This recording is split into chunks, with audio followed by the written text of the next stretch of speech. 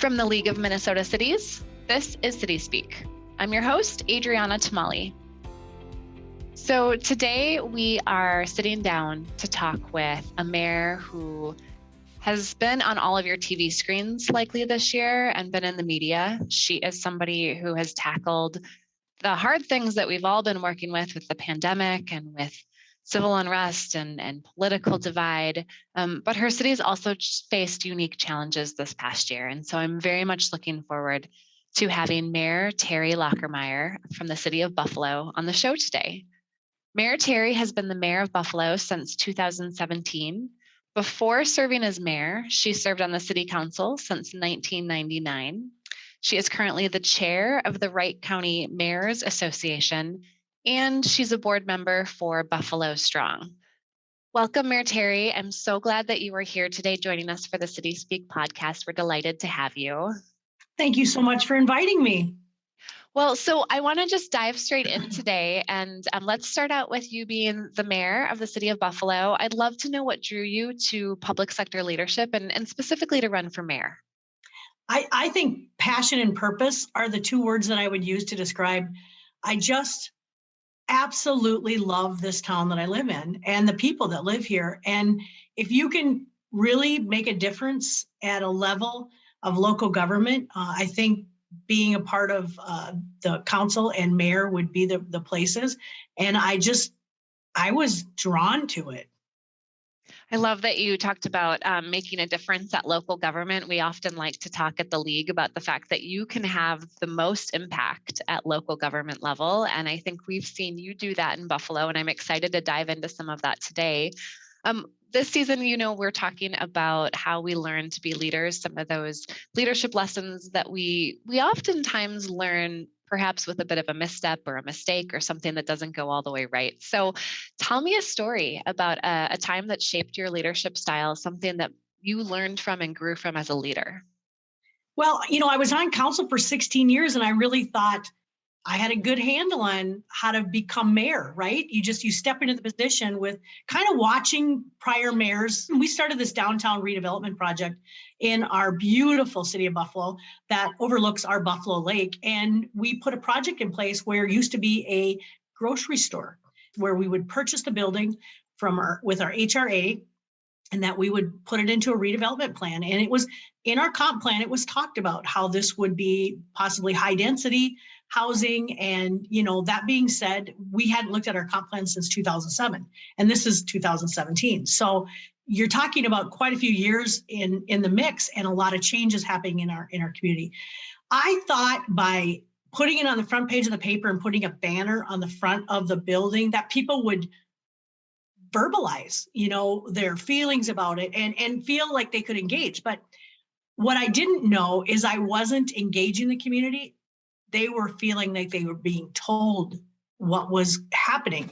So some of the things that I learned from that is that you have to look where people are hearing, and you have to listen when they're speaking and validate that you heard what they've said and give them ways to communicate with you. Where some people are very intimidated by coming to a council meeting, set up small groups, set up engagement groups with your downtown and make sure that you're giving them an opportunity to voice their opinion in ways that maybe are less invasive. And one of the ways we did that was this was in my 4th year, we created something called Flash Vote, where we allowed the public to vote on some of the things that we felt were crucial. And one of those things was, how do you best receive information about the city? So we polled it, we found out, and I wish I would have known that in the beginning.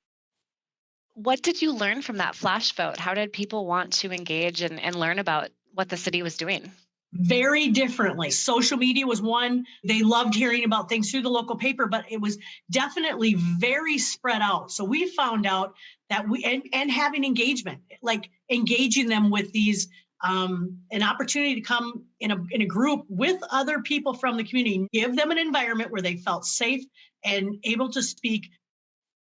That's amazing. So that project happened in 2017, as you just said. We're now quite a few years on from that. How has that shaped some of the learning that you've taken into your leadership role these past few years? Well, there's been a lot of changes on how we engage the public. we now have visioning groups. We have a downtown visioning group. We had stakeholders, business owners in that group, residents of all ages, and met over a long period of time. And it was all to talk about the visioning for our downtown.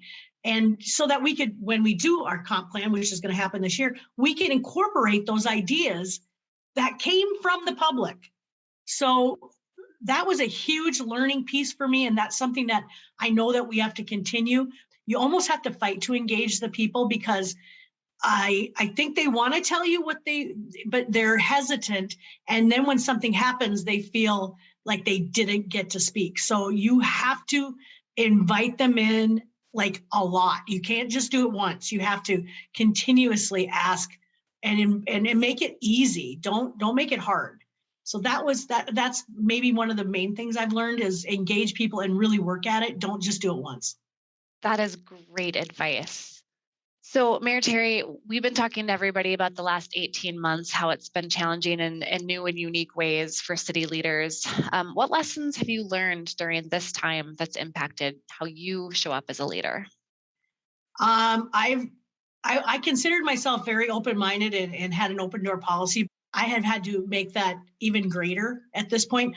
I have to put every filter that I've ever put in place, and I open the door wide open, and I need to be just strictly listening to what that person's saying. Mm-hmm. I think the failure that we've had over the years is that people don't feel heard or validated for what they're saying. I don't know that people's opinions are so strong that they're not willing to listen to the other side if they're getting validated. But in a lot of cases, I think over the years, people have felt not validated, but being told. So I've had to literally take everything I've ever learned off the table and say, stop and listen. So what does that validation look like? If you could just describe that for others who are struggling with that, because that's hard. When someone's speaking, validation happens when I see them and repeat to them what I heard. And if they come back and say, no, that's not what I said, I say, then please tell me, explain to me. I want to understand. And that's when I feel like then something clicks and they go, oh, maybe she does care.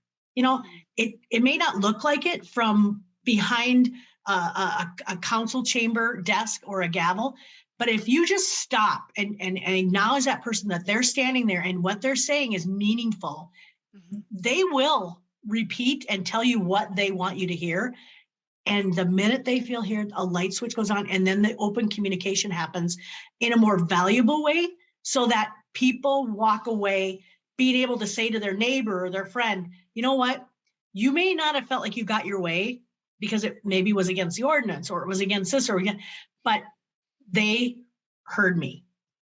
That's the message I would have. Over the last 18 months, that's what I have learned.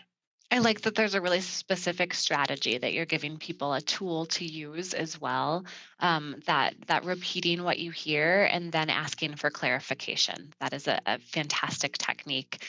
Let me ask you a little bit about the city of Buffalo has had its own unique challenges in addition to other challenges that we've all been experiencing. There was the shooting that occurred earlier in 2021. I know that we talk a lot about resiliency, about how we can bounce back from things. And I want to know, when things get really tough and your city went through a tough time this year, what helps you get through that? Or what is a thing that you rely on? Community. If I took all this on my own shoulder, I would not be a good leader, and I would not be a strong leader, and I would not be able to stand up for the things that I think our community values. The key to it is looking back at the people that represent the community and say, you know, you guys can do this. We can do this. We can do this. We do it together. We can't do it separately. You let them do what they do best and let everybody have a piece. And then there's this unity and this feeling of I'm a part of something bigger than myself. And then people walk away and they want to be in that community because they don't feel like a stranger anymore. They feel like their neighbors aren't strangers. They can walk around the neighborhood or go to events and feel valued, and their kids feel valued. I'm so delighted to have had the opportunity to chat to you, for our listeners to hear from you and our city officials. Thank you for all that you do on behalf of your city, and for being a valued member of the league. And thanks for chatting today. Thanks for this kind of a place where people can hear about it. Have a great day. Well, thank you everybody for listening to the City Speak today. Our conversation with Mayor Teri really brought out some of those key points that we like our elected officials and our top appointed officials across cities to execute in their roles. Those things like ensuring you bring your passion into everything that you do, listening, and in particular, I loved her advice on how to validate a person when you're listening so that they actually feel heard. And that advice was to repeat back what you heard, get rid of all of those distractions that we all have around us, ensure that you're really focusing, and then have the person confirm that what you heard is actually correct, or give them another chance to explain further. And that's a great way to show validation when community members are reaching out to you. Thanks everyone for listening today. As a reminder, you can find us in all the places where podcasts are found. You can rate and review us, or you can do it the old-fashioned way and tell a friend about the City Speak. If you want to get in touch with us with an idea for the show or an idea for our next season, please reach out to podcast@lmc.org. Until next time, take care.